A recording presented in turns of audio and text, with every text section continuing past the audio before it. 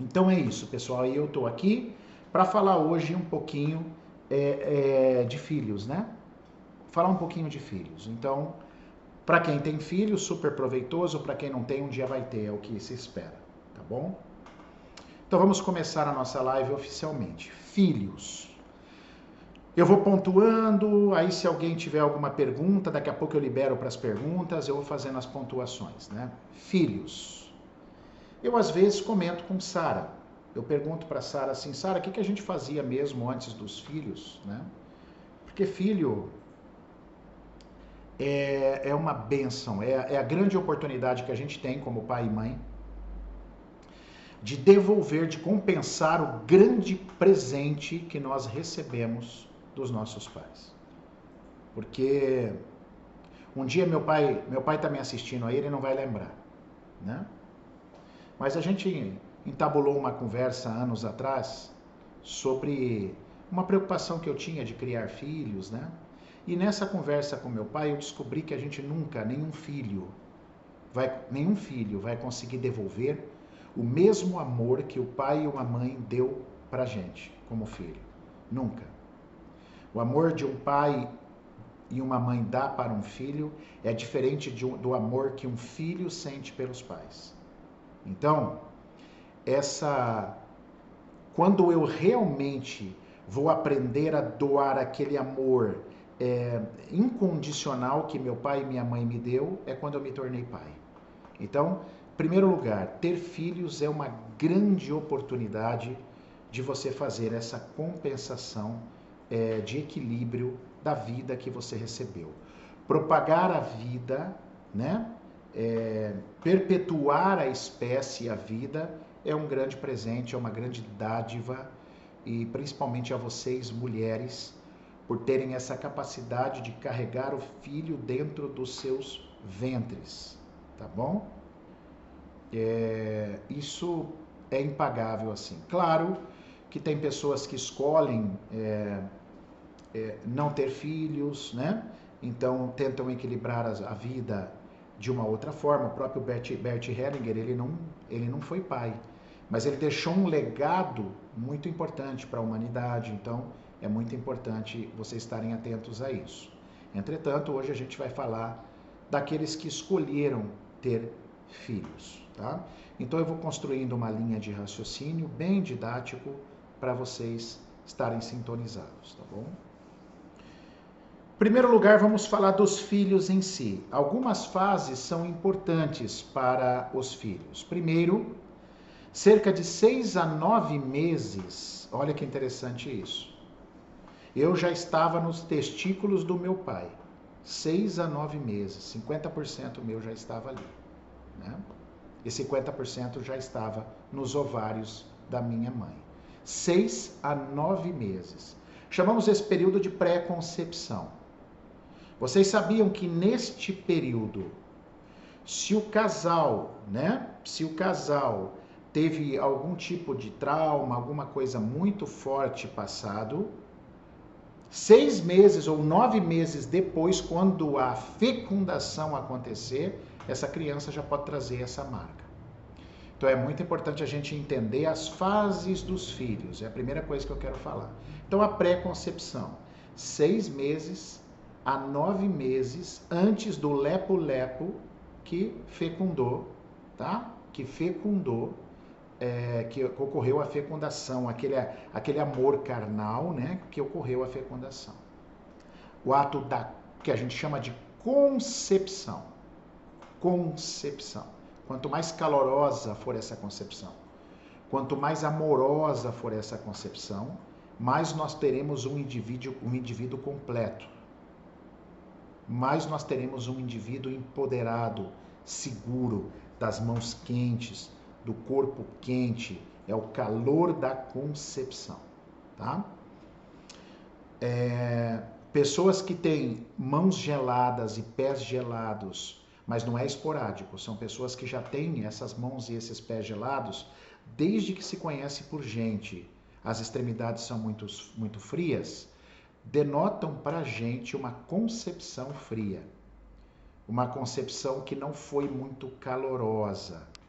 Claro que você não precisa se preocupar, porque a princípio, preciso me tratar por isso? Não necessariamente. Precisamos investigar outras coisas na sua vida para realmente falar, olha, vale a pena cuidar de você, da tua fase da concepção, que não foi calorosa, tá bom? Então, olha a importância da pré-concepção, 6 a 9 meses antes da concepção. Aí, concebeu, imediatamente nós vamos começar a vida fetal. Essa vida fetal vai durar em torno de 40 semanas, né? Os 9 meses conhecidos. Beleza. Esse também é um período de fundamental importância. Como que essa mãe se sentiu? Ela se sentiu sozinha, abandonada, ela passou muita raiva, ela sentiu muita tristeza, às vezes ela perdeu a mãe dela quando estava grávida, ou perdeu o marido num acidente de carro. Então, todo esse contexto a criança vai absorver neste período de vida fetal. E é interessante que na reprogramação biológica, né, no método que eu estudo, que eu desenvolvi e que a gente trata muita gente, tem como a gente fazer testes no corpo para saber se há marcas nesse período. Olha que bacana.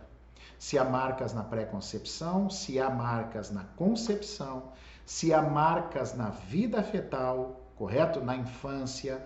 Então a gente tem tudo teste. Claro que a gente, com a experiência que a gente tem, às vezes no meio da conversa ali, a gente já tem algumas ideias, né? Algumas ideias. Mas existem testes para que a gente possa confirmar esses períodos, se houve alguma coisa que a criança sentiu, tá bom? Lembrando que o fato da criança adquirir um trauma nesses períodos não condena a sua mãe, tá? Ou o seu pai. Lembrando que pai e mãe também são imperfeitos, não dá para proteger uma mãe numa bolha. Até porque se eu colocasse uma mãe numa bolha, quando ela estava grávida, ela ia ter um trauma de solidão, ela ia ter problema de rim. E provavelmente essa criança iria nascer com um problema de rim. Então não dá para a gente proteger as pessoas numa bolha, tá bom? Os pais também são humanos, a gente também erra, a gente também falha. Eu gosto sempre do meu cliente de dar uma diferenciação entre culpa e responsabilidade, né? Responsabilidade é uma coisa que eu tenho pelas minhas atitudes, mas eu encaro a culpa como algo deliberado. Então, por exemplo, o semáforo estava verde para você, você veio com o seu carro, aí eu fui mexer no meu celular, o sinal estava vermelho para mim, eu dei no meio do teu carro. Eu tenho culpa ou responsabilidade? Eu tenho responsabilidade sobre o ato, mas eu não mirei no seu carro. Eu não quis bater em você. Foi uma desatenção que eu não deveria ter feito e fez com que eu criasse um acidente. Então, como responsável, eu vou descer do meu carro, ver se está tudo bem com você, arcar com todas as despesas do seu carro, se você, inclusive hospital, se você se machucou. Isso é responsabilidade. Então, nossos pais têm responsabilidade sobre o que aconteceu com a gente, mas não culpa. Porque os pais não olharam pra gente e falaram assim, eu vou ferrar você. Ah, eu tô grávida. Ah, então agora eu vou ficar triste de propósito para marcar o meu filho. Isso não existe, pessoal. Isso é utopia. Então, assim, por isso que a gente tem que entender também que aqui, pai e mãe, eu sou o maior defensor de pai e mãe, nosso curso trabalha isso, nosso curso ensina isso, nossa filosofia ensina isso, tá bom? Então, a fase de vida fetal. Aí vem mais uma fase importante de um ser vivo, né? De um filho, que é o nascimento. Como essa pessoa veio no mundo e de que forma? Então aí tem muitas coisas a se observar. Olha que interessante. Nasceu de parto normal? Teve sofrimento fetal? Estourou a bolsa? Ficou sem o líquido amniótico? Teve sofrimento fetal? Demorou para nascer? Foi cesárea? Foi arrancado antes do tempo, né? Tem uma moda que já se estende durante anos que é assim: o bebê não nasce no tempo do bebê. O bebê nasce no tempo do médico, quer dizer, ele que escolhe. Vamos nascer na hora que eu quero. E não deveria. Mesmo as cesáreas deveria esperar o trabalho de parto. Porque aí o bebê já está dando sinais de que ele está com vontade de nascer, né? Lembrando que o parto normal, que foi tão execrado e considerado desnecessário, é a primeira vitória de uma criança. Vocês sabiam que criança que nasce de parto normal são crianças mais seguras? Por quê? Ele nasceu pelo próprio esforço dele. O útero contrai, ele vai lá fazendo os movimentos, ele vai saindo, aí ele passa pelo canal vaginal cheio de bactéria. Outra coisa, crianças que nascem de parto normal são crianças mais resistentes, têm um sistema imunológico mais forte. Então, o ato de uma criança nascer pelo canal vaginal dá segurança para ela, que é o processo fisiológico, tá bom? Ah, mas não teve jeito. Teve que tirar, vai ter que fazer cesárea. A mãe está morrendo de medo, não gosta de parto normal. Às vezes não é nem que gosta, às vezes tem alguma marca sistêmica, às vezes uma trisavó lá atrás morreu num parto normal. Aí você tem um medo absurdo que você não sabe de onde vem de parto normal. E aí você vai para o parto cesárea. Tudo bem, mas pelo menos espere você entrar em trabalho de parto para arrancar. Já é um grande passo. Não tira no tempo do médico, não, porque o médico tem uma viagem. Vai, procura outro médico. Espera o tempo da criança nascer, porque o nascimento marca também momentos extremamente interessantes na vida de um ser, com relação à segurança, tá? Depois eu vou falar um pouquinho dos traumas em cada fase, tá bom? Em cada fase. Aí você vem a infância, nasceu. Aí você tem o famoso início da vida. O início da vida ele vai até 2 anos e meio. 2 anos e meio. Sabe o que significa nessa fase, pessoas? 2 anos e meio a criança é da mãe. Ela é da mãe. O pai entra como uma estrutura forte para a mulher, que está frágil, amamentando. Então esse homem entra como uma estrutura de suporte, de aporte para esta mãe. Mas a criança, ela está ainda totalmente conectada com a mãe. Não sei se vocês sabiam que um bebê, ele leva 9 meses, ele leva 9 meses para entender que ele nasceu. Você tem ideia disso? A gente chama isso de gestação extrauterina. Tamanha a conexão desse bebê com a mãe. Tamanha a conexão, tá? Então, o que acontece? Esse bebê, ele vai estar totalmente conectado, então, e está recebendo o leite dessa mãe, ou não, o que também já gera um trauma. Porque o peito, ele não tem só o contexto da alimentação. Muita gente acha que o peito é só para suprir a fome da criança. O peito é a conexão mais perfeita entre a mãe e um bebê no início da vida. Vocês sabiam que uma criança, um bebê, ele nasce enxergando um vulto assim, até 30 centímetros? Mais ou menos exatamente a distância do mamilo até o olho da mãe. Então, assim, às vezes você vai amamentar, bebê mamando, você está conversando com todo mundo, você tá perdendo aquele momento de conexão, olho a olho com a tua criança. Porque peito não é só comida, é afetividade. Então, quem perdeu o peito muito cedo já pode apresentar probleminhas de afetividade lá na frente, tá? Já pode apresentar. Mas lembrando, ninguém está tacando pedra na mãe, pelo amor de Deus. Então, esse contato no início da vida, até 2 anos e meio, é materno. Então, a gente diz que esse momento é o momento em que a mãe ensina o filho a amar o mundo. Uma criança que teve uma mãe presente, completando ele, até 2 anos e meio, ele dá anestesia em barata para matar, porque ele tem dó. É uma pessoa que ama a vida, que respeita a vida. Dá para a gente entender mais ou menos como é complicado os casos de assassinos, de pessoas violentas, de pessoas agressivas, matadores, esquartejadores, sequestradores, psicopatas. Por quê? Porque é muito provável que houve um vínculo interrompido, um amor interrompido com essa mãe no início da vida. E o vínculo interrompido com a mãe a gente costuma chamar de rejeição. Essa rejeição pode vir até intrauterina, ou seja, quando a mãe engravidou, ela rejeitou essa criança. E isso, quando perdura por muito tempo ainda, a mãe contrariada, normalmente são mães que vomitam muito na gestação. Isso é uma coisa importante falar para vocês. Gestação não é sinônimo de vômito, pelo contrário. A mulher na gestação, devido aos hormônios dela, ao aumento da progesterona, a mulher é um Wolverine. A mulher, ela tem a melhor pele do mundo, ela tem a melhor circulação do mundo. A mulher grávida, ela é um Wolverine, pelo contrário, ela é top, ela está na melhor fase da vida dela. Então, quando você vomita, quando você está grávida, ou você não está aceitando a criança, ou você não aceita o que está no seu entorno. Por exemplo, o distanciamento do teu marido, a intromissão dos seus pais, tá? A intromissão dos seus pais. Então,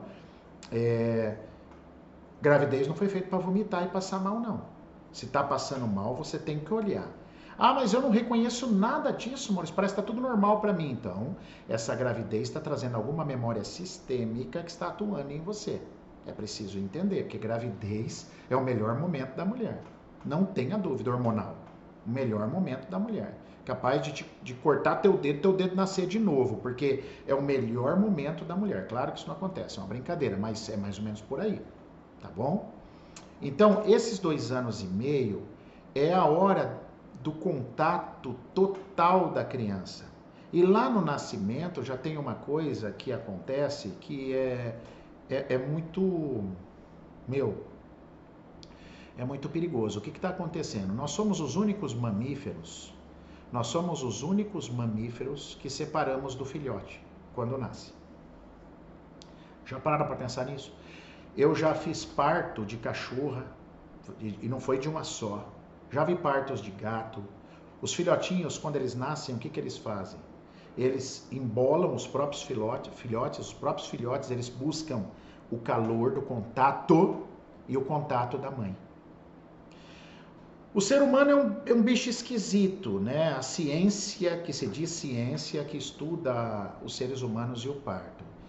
Você nasce num hospital, um treco frio, eles tiram você, eles cortam o cordão umbilical antes da hora, o cordão pulsa ainda por vários minutos, eles imediatamente saiu, eles já tosam o cordão, ali deveria deixar esse cordão pulsar, colocar essa criança com a mãe, deixa ali, não precisa limpar não precisa limpar.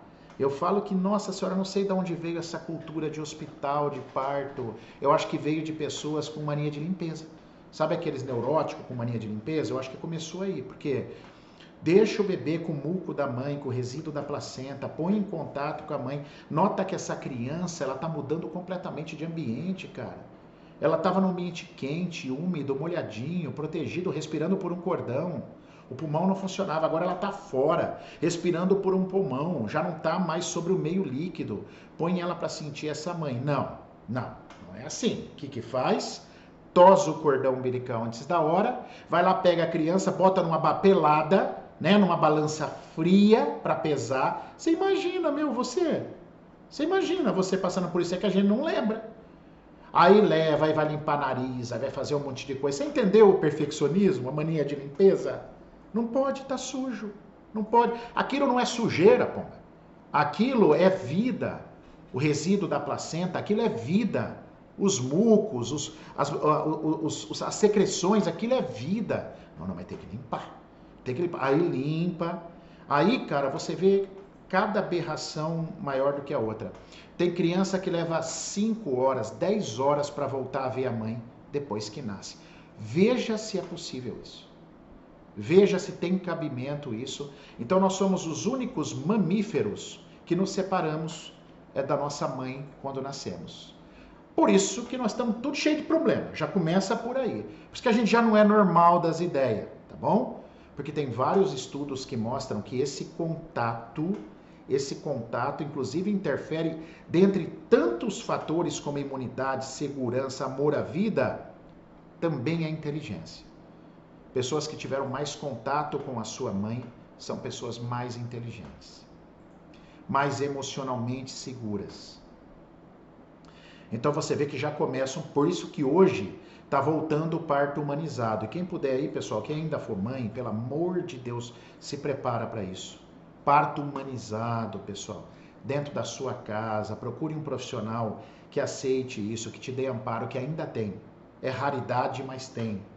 para proporcionar esse início bacana dessa criança, você se preparar, e ao marido também, as doulas que trabalham com essa preparação, o homem tem que estar junto, amparando a mulher, a todo momento ali com ela, preparando para esse grande momento, para essa grande situação que está por vir, tá bom? Então você imagina essa separação no início da vida, essa separação é muito grave, essa separação, a criança não morre, porque nos adultos alguém acolhe, mas às vezes deixam sequelas incríveis numa criança, tá bom? Aí tudo bem, foi para casa, aí você tem todo... Eu lembro que eu, no meu primeiro filho, nos outros também, mas os outros eu já conhecia, né? A hora que eu limpei o Pedro, meu filho, né, o mecônio dele, né, que é aquele cocô preto, sem cheiro, e eu sabia que eu ia levar para casa, foi um momento assim, talvez um dos momentos mais, se não o mais, espetacular da minha vida, né?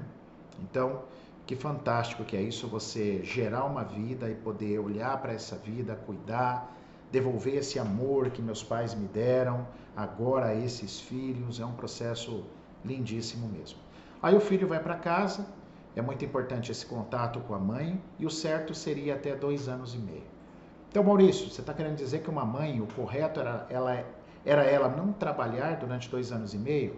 Isso é o correto. Mas vamos devagar. Também não adianta essa mãe ficar sem trabalhar, e ficar estressada. Não adianta ela estar em casa também e não estar. Ela está ali de corpo presente, parece um busto, mas não tem alma com o filho. Também não adianta, isso aí não leva a nada. Então tem que achar um meio termo, entende? Tem mãe que estava tão preparada para uma gestação, que deu tudo certo, que essa mãe, ela é mãe na essência mesmo, nesses 2 anos e meio. Então isso seria o cenário mais perfeito possível para a criança, tá bom? Nesses 2 anos e meio. Mas vamos supor que você não é uma mãe que nasceu para ficar dentro de casa 24 horas com uma criança. Então, sei lá, trabalha meio período, cara. Fica o resto com o teu filho. Mas também não vai trabalhar os 3 períodos. Não vai trabalhar 2 períodos. Uma vez eu peguei um bebê, ele tinha quase 2 anos, chorava muito. Você vê que umas coisas são simples. Aí a mãe veio tratar. Eu nem conhecia o bebê, eu só pedi para a mãe vir falar comigo. Aí olha o cenário, a mãe trabalhava 3 períodos, a mãe na verdade ela trabalhava de manhã e tarde e estudava à noite. Olha só. Aí ela chegava tipo 11h30, 15 para meia-noite, aí ela ia fazer o bebê dormir. O problema é que ele dormia pouquinho, aí ele acordava chorando, aí ela pegava no colo, precisava embalar, aí ele parava, dormia, punha na cama, aí ele acordava, aquele processo todo. Você imagina a vida dessa mulher, trabalhando de manhã e de tarde e estudando à noite, né? Aí eu fiz uma pergunta para ela. Ele estava quase 2 anos, eu falei, quem você acha que é a pessoa mais importante para ele? Ela falou, eu acho que eu sou eu, doutor. Eu falei, certeza que é você. Parabéns, mãe, você acertou. É você a pessoa mais importante. Aí eu disse assim, então se põe no lugar dele. Você não vê a pessoa mais importante da sua vida nem de manhã, nem de tarde, nem à noite.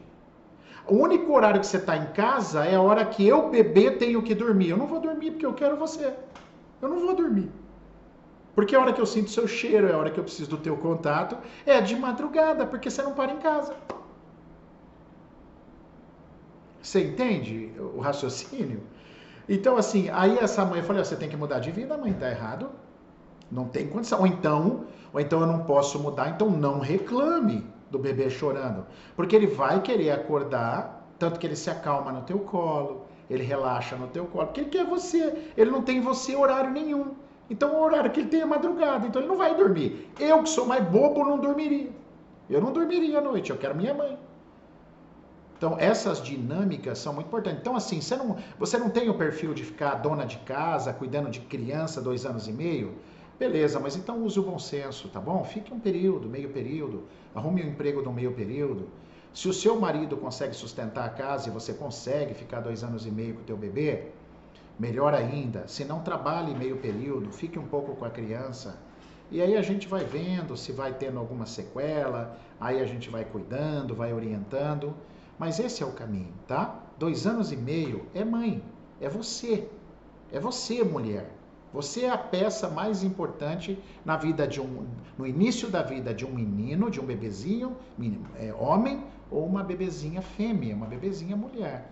Você, mulher, é a peça mais importante nesses 2 anos e meio. E você, homem que está me ouvindo, é o aporte, é o suporte para essa fêmea, é o apoio. Claro que eu posso ajudar a trocar fralda, posso ir lá à noite cuidar do bebê para minha esposa descansar um pouquinho, tudo isso pode ser feito. Mas é entender que a conexão dessa criança é com a mãe. E ela vai sentir tudo que a mãe sente. Ela está em completa ressonância. Se a mãe está ansiosa, preocupada, medrosa, essa criança vai estar assim também. Ela vai também estar com esses sentimentos.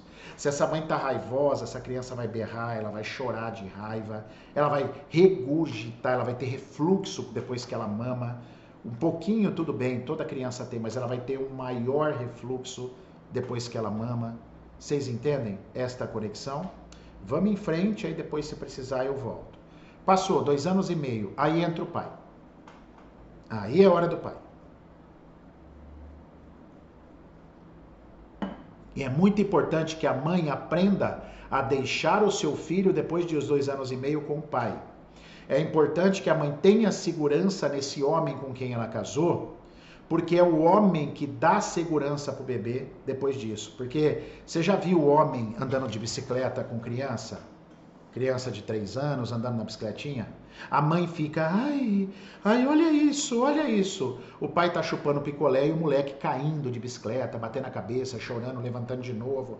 Então, esse desleixo maior do pai é exatamente o que não cria a hiperproteção a uma criança, porque as mães, depois de 2 anos e meio, são as doutoradas em hiperproteger teus filhos. E quando isso acontece, você destrói. A hiperproteção a uma criança é a mesma coisa que destruir um adulto. Não se hiperprotege criança, tá? Não se hiperprotege. Então, por isso que é importante a mãe confiar no homem, porque o homem vai falar assim, vamos pescar. Aí lá na pescaria vai enfiar anzol no dedo do filho, ele vai cair, ele vai bater. Isso é coisa de homem, isso é coisa de homem. Só que a criança vai estar crescendo com isso. A mãe leva na pescaria, aí tem luva, aí tem sapatinho, aí tem chapéuzinho, aí tem pescoceira para o sol não queimar. Essa é a mãe. Né? A hiperproteção do filho. O pai não tá nem aí. Perdeu o chinelo? Vem, filho, descalço. Vem, de novo. Aí o moleque, aí filho, tira o peixe, pega. O peixe bate na boca do moleque. E aí tá. Isso é pai. Esse desleixo cuidadoso do homem é o que transfere a segurança necessária para a criança depois dos 2 anos e meio. Então a gente diz assim, que depois dos 2 anos e meio é o pai que leva para o mundo. É o pai que leva na escola, é o pai que leva no balé, é o pai que leva no futsal, é o pai que leva para pescar, é o pai. A mãe pode estar em alguns momentos juntos? Claro, é a família, mas é o pai que leva. Porque a mãe preencheu nos primeiros anos, nos 2 anos e meio. Se isso for bem construído, ali com 7 a 8 anos de idade, findou-se a primeira infância. Essa criança já vai ter uma força de vida absurda. Por quê?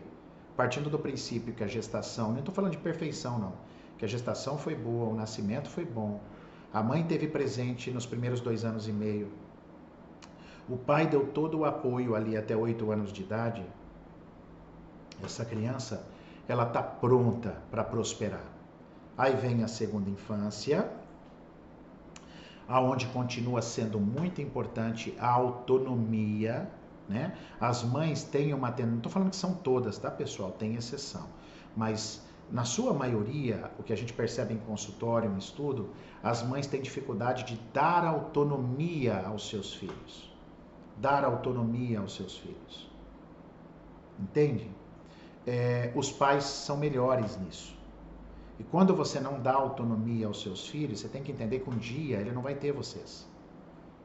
Então a gente tem que achar um meio termo entre o proteger, eu estou olhando aqui de longe, eu estou vendo, mas eu deixo também sofrer algum esforço. Meus filhos, quando quiseram mexer com faca, novinhos, eu não proibi eles. Eu ensinei quais os perigos, e aí eles aprenderam a mexer muito precocemente com faca. Não é tirar, é ir ensinando, é ir cuidando do processo, é ir observando o processo. Em casa tem uma escada que vai para a área gourmet, a Estela quis descer aquela escada engatinhando. A gente não pegava ela e tirava, a gente deixava ela descer. A gente só ia mantendo uma distância segura. E ela ia descendo, ela ia descendo. Não é à toa que todos os meus filhos, mas em particular a Estela, é uma criança muito segura de si. A Estela, com 4 anos de idade, já estava dormindo fora, na casa de amigo. Claro que a gente procurava saber quem era, a gente estava atento a todo momento, mas a gente não proibia. Ela fazia as amizades, a família era decente, era família maravilhosa. O que acontecia? Vai dormir fora. Você quer, filha? Vai lá. Então a Estela, eu ia levar os meninos, que são mais velhos que ela é minha caçula, né? Nossa caçula, minha e da Sara. Eu ia com ela no cangote, assim. Ela já ia para o mundo comigo ali, com 2 anos, eu já levava ela para o mundo. Quando chegou aos 3 anos que ela entrou na escola, enquanto todas as outras crianças estavam gritando, desesperado, porque a mãe estava indo embora, aquela famosa fase de adaptação, minha filha estava brincando de massinha, mandando beijo para mim e dando tchau. A professora foi me perguntar o que estava acontecendo, o que eu tinha feito. Eu falei, prof, é que eu levo ela para o mundo já há algum tempo. Por isso ela tem segurança, eu sou o pai, eu levei ela para o mundo. 1 ano ela ficou indo comigo, o pai levando. Não teve adaptação para Estela. Ela olhava as crianças gritando, chorando, tal, me deu um beijo. Tchau, filha. Tchau, pá. 3 anos de idade. 3. Então, isso, assim, a minha vida, a vida de Sara, nós somos um laboratório, cara. Tudo que a gente estudou, a gente aplicou. A gente aplica isso dentro da nossa casa. Foi daí que nasceu a reprogramação, toda essa ideia, porque a gente é coerente, a gente faz aquilo que a gente fala.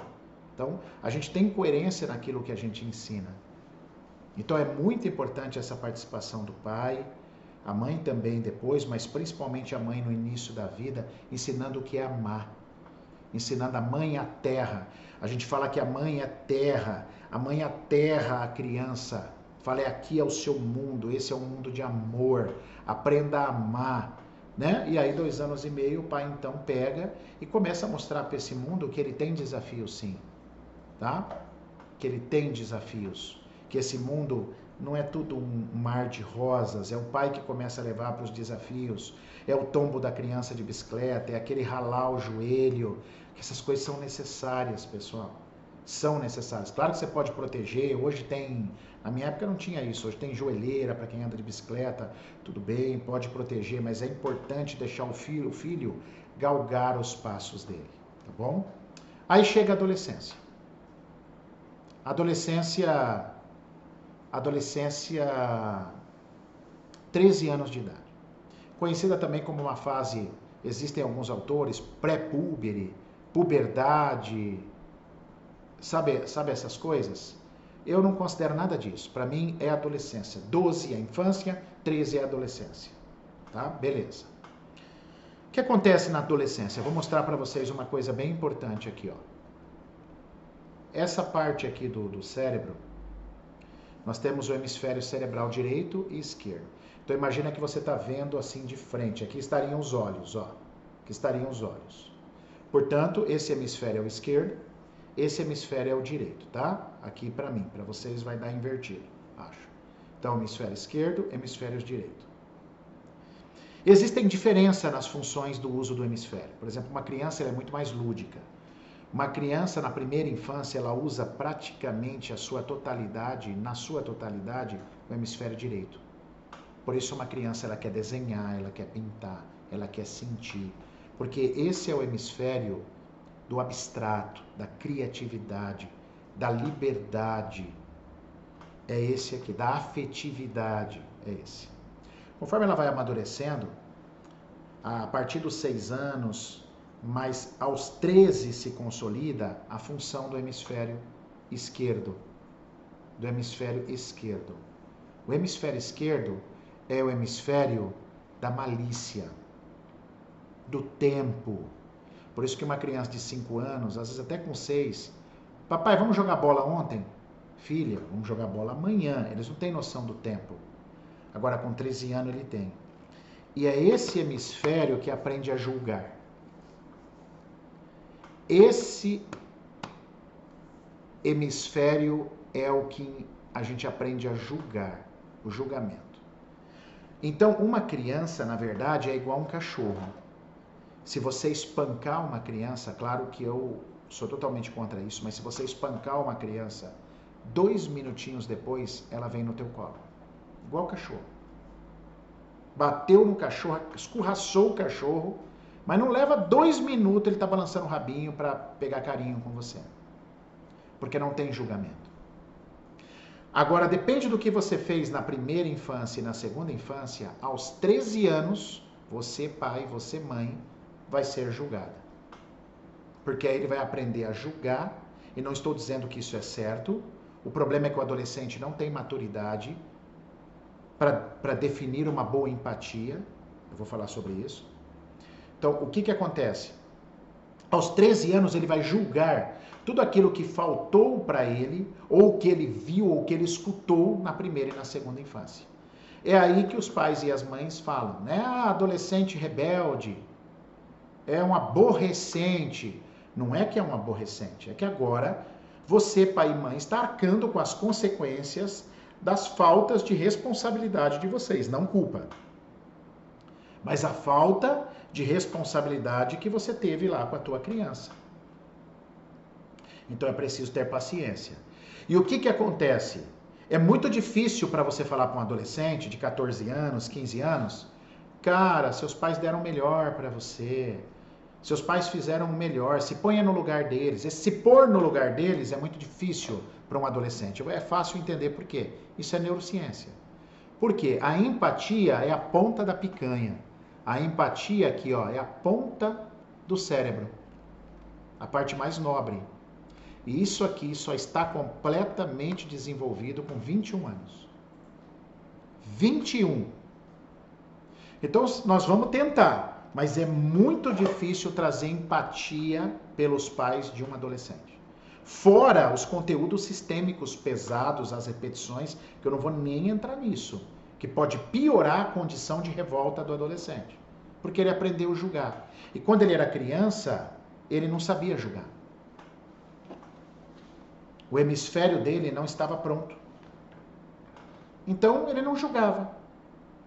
Então, você era o herói, estava tudo certo, mesmo que você gritava, mesmo que era uma mãe irritada, histérica, gritona, mesmo a criança aprendeu a se adaptar e como ela não julgava. Agora, quando ele tiver 13 anos, ele não vai mais suportar você gritando. Porque agora ele aprendeu a julgar. Então, a adolescência é apenas um termômetro, um reflexo de como foi tudo antes. Então, se teu filho está aí, rebelde, gritando, resmungão, não escuta nada do que você fala, então, já podemos saber que o que veio antes foi desequilibrado. Mas também não para você agora, então agora eu sou culpada de tudo. Não tem nada a ver. Absolutamente nada a ver. Tá legal? Apenas eu digo para vocês que você vai precisar olhar para isso. Você pai, você mãe, vai precisar entender isso, porque o filho está ali apenas como um reflexo do que aconteceu antes. Uma conversa também que eu tive com meu pai, ele deve estar aí no Face nos assistindo, foi engraçado. Ele também não vai lembrar disso. Ele estava comendo 2 bifes na sala, assistindo um filme, e eu sentei, né, e eu estava recém com o Pedro era muito novinho. E eu estava contando para o meu pai o quanto que eu estava feliz. Eu estava feliz pra caramba de ser pai, né? Que delícia. E ele comendo bife, meio que prestando atenção no bife, meu pai, prestando atenção na TV, prestando atenção em mim. Não. E aí eu disse para ele assim, eu só me preocupo na adolescência, né, pai? Vai demorar um pouquinho, mas todo mundo fala da adolescência, né? Isso há alguns anos lá atrás, muitos anos lá atrás, né? O Pedro tá com 12, mais ou menos, só para vocês terem uma ideia. Aí ele pegou e falou assim, comendo um bife, dá amor pro teu filho, filho, que vai dar tudo certo. Essa foi a resposta dele. Eu não sei nem se ele lembra disso. Mas eu fui embora com aquilo na cabeça, eu falei, puta, é verdade, né? Dá amor pro teu filho que vai estar tudo bem. Então, o que acontece é que os pais também estão muito doloridos. Isso repercute na criação dos seus próprios filhos. E aí esses filhos, lá na adolescência, vão se revoltar contra esses pais. Aí a vida desses pais vira uma bagunça e a vida do próprio adolescente, quando se tornar adulto, por ter negado seus pais, vira também uma bagunça. Vira um emaranhado sem fim. Percebeu a bagunça de tudo isso? Né?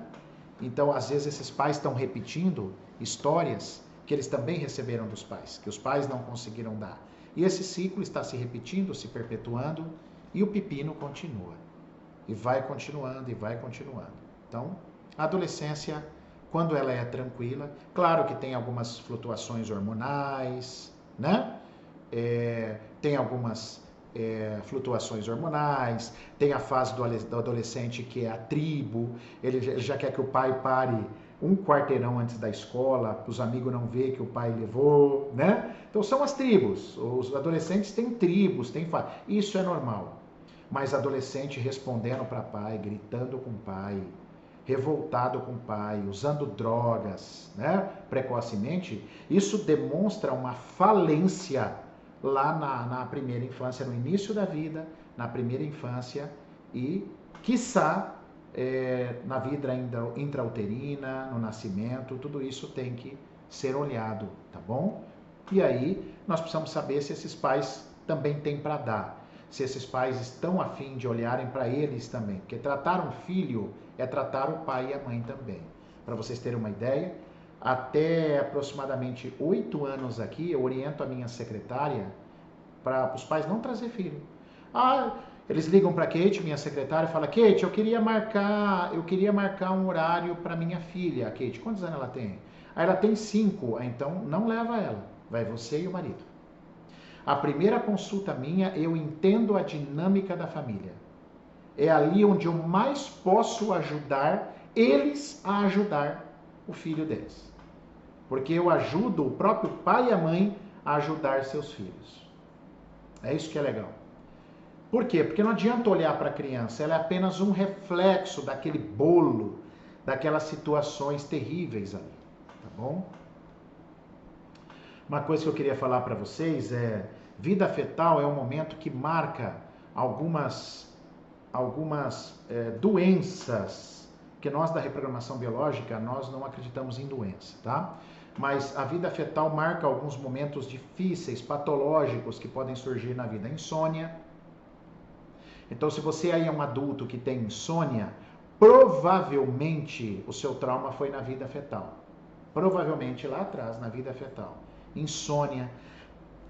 Todos os problemas gástricos, esôfago, estômago, intestino, muito ligado à vida fetal. Traumas. Mesmo no adulto, hein? Não é só na criança, não. Você é um adulto aí que está me ouvindo que tem intestino preso, provavelmente as tuas marcas traumáticas estão lá na tua vida fetal. Na tua vida fetal. Beleza? Então, é um momento que marca bastante isso. Agora, nascimento, infância, aí são problemas de pele, são problemas de dor de cabeça, são problemas de como se diz ali, insegurança, muito medo. A rejeição, o que causa no ser? Os problemas de estômago.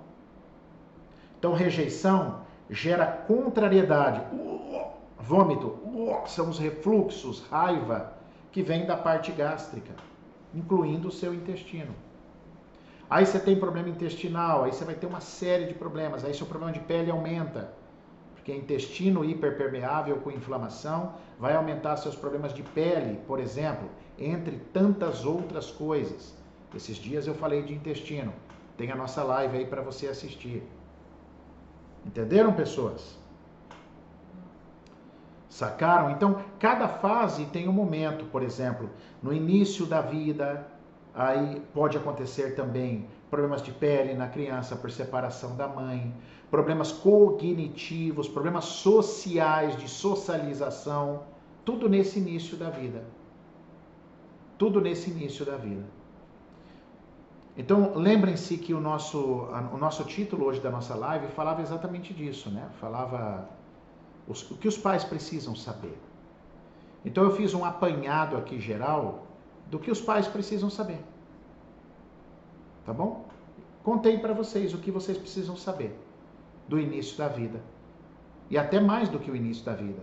A primeira infância, a segunda infância, para quando chegar na adolescência, essa criança estar pronta para seguir a vida dela. Perfeito, pessoal, ninguém vai ser. Mas quanto menos, ou melhor, quanto mais a gente poder completar os nossos filhos nesses aspectos que conversamos aqui, nossa, mais especial vai ser, mais perfeito vai ser para a vida dessa criança e para o adulto. Eu já falei em outras lives e eu preciso repetir. Eu sou um terapeuta que eu me considero um terapeuta da infância, do início da vida.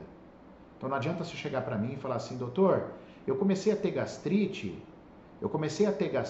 quando eu tinha, há 5 anos atrás, eu estou com 30, então quando eu tinha 25 eu comecei gastrite.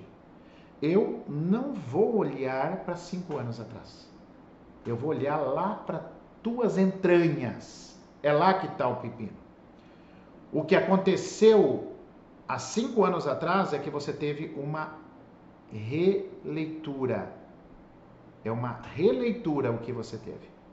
Tá bom? Deixa eu passar. Então, eu sou um terapeuta que me considera muito da infância. Eu olho muito para isso, né? E dentro do curso de reprogramação, dentro da mentoria, eu vou conduzir os meus alunos a saberem tratar muito essa fase do início da vida. Isso está incluído na nossa mentoria, que inclusive começa esse final de semana. Tá? Um trabalho lindo de pós-formação de reprogramação biológica. Então, agora, até isso nós temos esse aprofundamento e essa capacidade, tá bom? Deixa eu pegar algumas perguntas aqui, pessoal. Se eu pulei aqui, vocês façam de novo, tá? Então, vou pegar aqui a partir da Dória. Se alguém perguntou antes, repete a pergunta aí. Quando a criança é adotiva? Quando a criança é adotiva, nós temos que trazer a imagem dos pais biológicos. Não pode ter exclusão. Então, antigamente se escondia, né? Parece que não podia falar dos pais biológicos. Mas veja bem, os pais adotivos deveriam estender um tapete para os pais biológicos. Porque se não fosse esses pais biológicos ter largado a criança, você, pai adotivo, não poderia ter esse filho. Então isso se chama honra, isso se chama hierarquia. Respeitar, reconhecer o que veio antes. Então, por exemplo, eu sou um pai adotivo, vamos falar, meu filho vai lá e faz um gol no futsal. Quando ele vem comemorar comigo e eu acolho ele naquela felicidade do gol que ele fez, eu digo, se seu pai biológico tivesse aqui, ele também ia amar. Então, pais biológicos, a gente tem que trazer, criança adotiva, nós temos que trazer essa memória de que eu sou o pai adotivo, mas eu não dei a vida. E essa criança tem que crescer aprendendo a valorizar quem deu a vida. Esse é o processo natural, tá bom? Rejeição na gestação. O que pode causar na adolescência? Raiva. Raiva, criança contrariada, com problema gástrico. Isso é rejeição. A Cris fala, amor sempre, aqui não tivemos problemas. Que bom, fico muito feliz. O amor cura, Marina, com certeza. Rejeição do bebê ou do sexo reflete em qual fase da vida? A rejeição do sexo é um tabu também, precisa tomar cuidado, tá? Eu queria uma menina, mas aí é um menino, mas logo eu já transmutei, isso não tem problema nenhum. Agora, se você ficar trazendo aquele sentimento por um período grande, você está no 8º mês e você ainda está querendo uma menina, aí é problema. E rejeição, aparelho gástrico, tá bom? Aparelho gastrointestinal, rejeição. Além de insegurança também. Então, depressão na adolescência. Depressão na adolescência mostra que foi uma criança que está trazendo uma tristeza. Porque a depressão é uma tristeza, uma perda de território. Mostra uma falência nesse processo no início da vida. Cabe um pai e uma mãe responsável olhar para isso, não se culpar, mas se responsabilizar e ajudar esse adolescente, porque ele não está entendendo o que está acontecendo. Com certeza ele não está entendendo. Queria falar, antes de eu continuar as perguntas aí, queria falar um pouquinho, pessoal, sobre na vida fetal também, tem uma coisa que acontece que é muito comum, que são as gravidezes, né, as gestações bivitelinas, tá? Os gemelares bem vitelinos. Vocês não têm ideia de como isso é comum. E o gêmeo sobrevivente, ele traz uma série de sequelas. Medo de escuro, introspecção, tomador dos outros, não se acha adequado, acha que todo mundo está contra ele não se sente aceito no meio que ele vive, tá bom? É melancólico, muito melancólico. Então esse adolescente triste aí pode ter perdido um gemelar. Então tem testes que a gente faz, tem estudo que a gente olha para isso, é bem bacana, tá? Então a vida fetal marca também essa dor muito grande, porque para o bebê que fica, para o feto que fica, é o primeiro trauma da vida dele, é a primeira separação dele. Então ele já considera isso como trauma. E tem alguns casos que esse feto, o bebezinho que foi embora, ele sai em forma de sangue ou de sujeirinha. Tem alguns casos que o feto sobrevivente, a placenta, absorve a outra. Aí traz muita culpa para esse feto que nasceu, né? Para esse bebê sobrevivente, tá bom? Isso é bem sério. Isso é bem sério. Olha lá, sempre tive, a Márcia, sempre tive enjoo, tem que entender teu contexto, tá bom? Criança que acorda muitas vezes buscando o cabelo da mãe, Marina, é uma ancoragem? Pode ser, Marina. Pode ser o contato materno e a proteção, porque o cabelo representa a proteção, tá? Então talvez uma criança que está se sentindo desprotegida. Meu pai faleceu quando estava grávida de 7 meses. Qual trauma pode gerar? Meu pai faleceu quando eu estava grávida de 7 meses do teu filho. Depende do teu sentimento. O que vai gerar na criança, se gerar, também nós não temos que ficar assim, não vai acontecer, é certeza. Não, tem que ir observando. Pode gerar o sentimento que você teve, um sentimento de tristeza, por exemplo. Então, uma criança que vai apresentar uma profunda melancolia quando alguém morrer.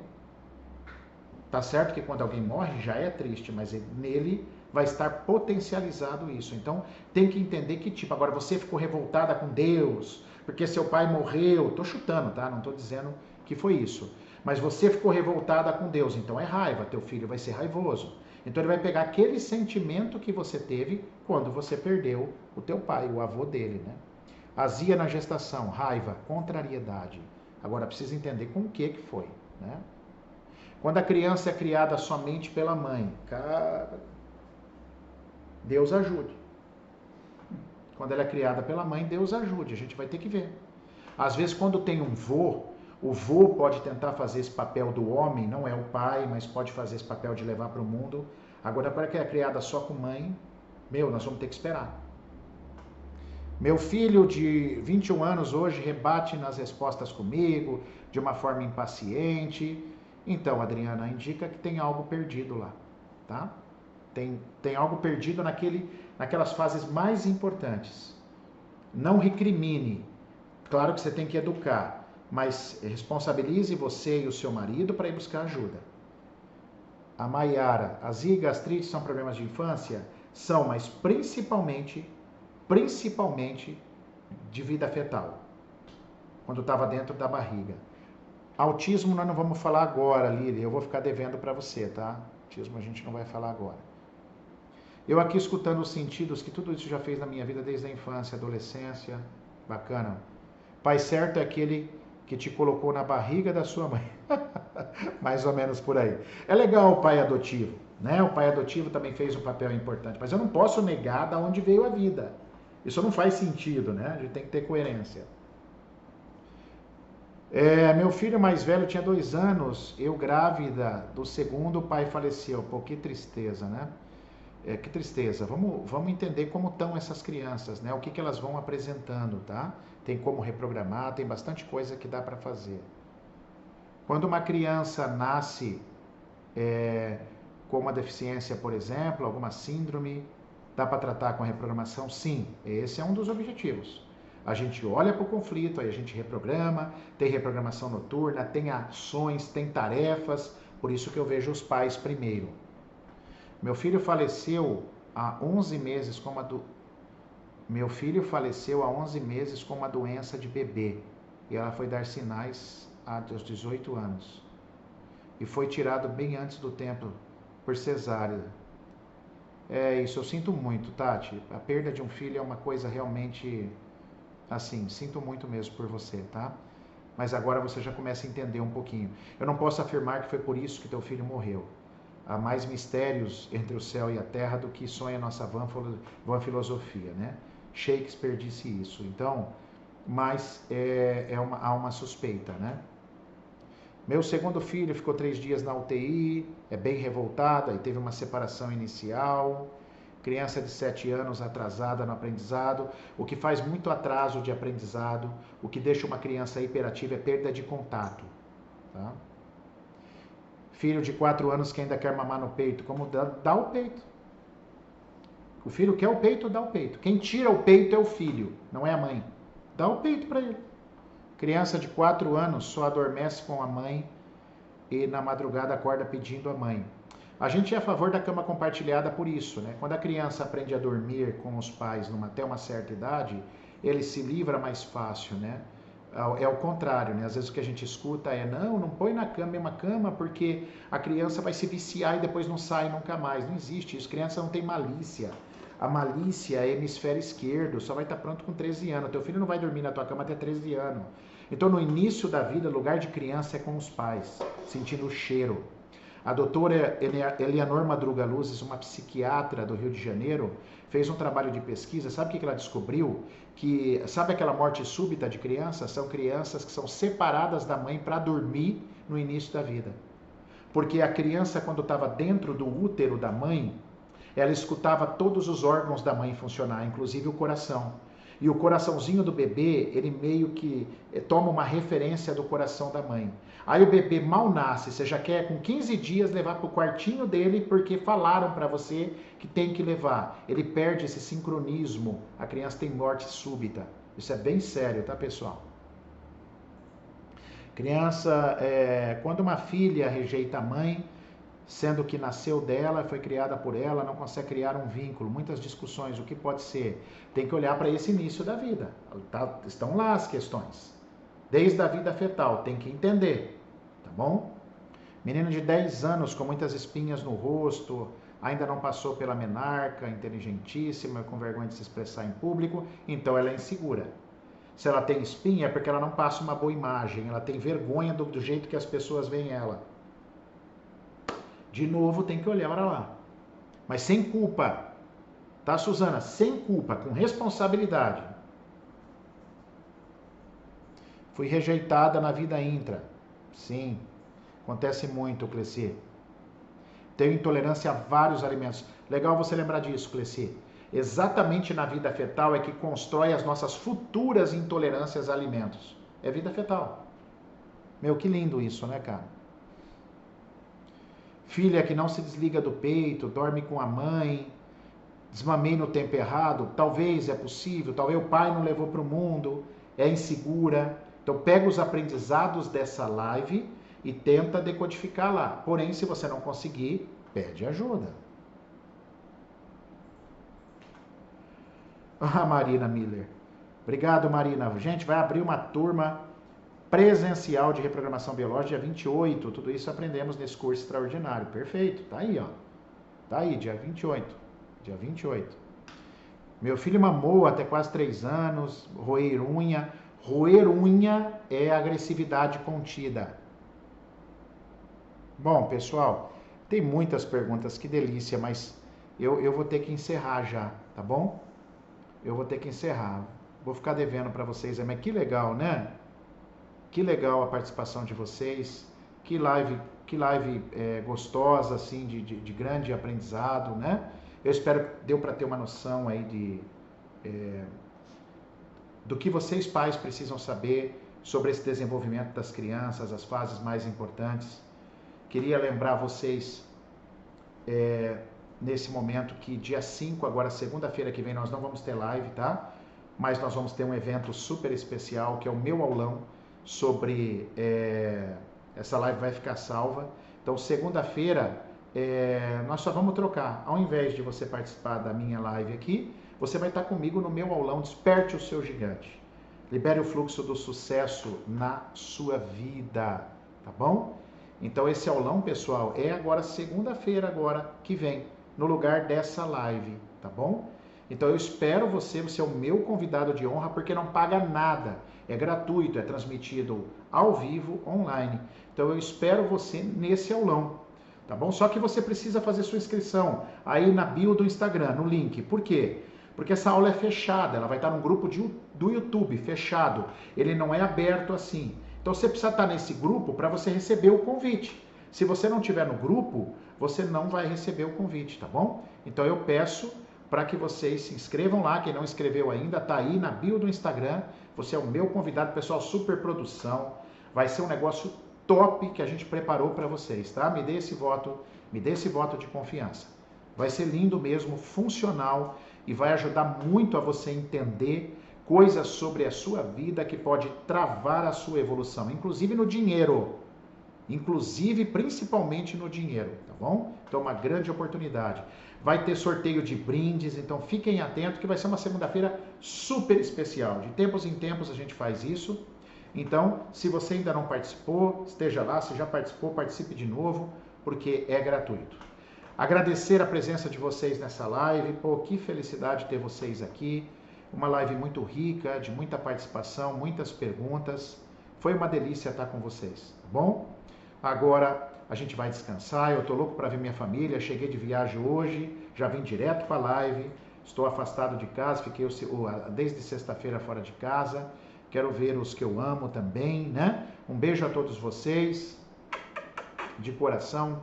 Muito bom estar aqui e uma excelente semana para vocês, tá bom? Namastê! Namastê para vocês! Namastê! E ó, cara, prestem atenção, tá? Quem tá aí assistindo que faz parte do EAD, amanhã nós temos reunião, hein? Do nosso EAD, tá bom? Da nossa turma do novo EAD. Gostaria de entrar no grupão? É só clicar no link da bio aí, Maria. Se tiver dúvida, manda um recado pro Murilo Cardoso, tá? Manda um recado no nosso direct que ele te ajuda. Mas é só clicar no link aí que você vai pro grupão para receber o convite aí para esse grupo fechado do YouTube, que será transmitido uma super aula, super produção, super conteúdo na segunda-feira próxima agora, às 20 horas. Ah lá, ó, a Grazi. Temos encontro amanhã, hein, Grazi? Maravilha, amanhã temos encontro, tá bom? A Fer Manzano também, amanhã a gente se vê lá. Um beijo para vocês. Namastê. Fiquem com Deus. Fui.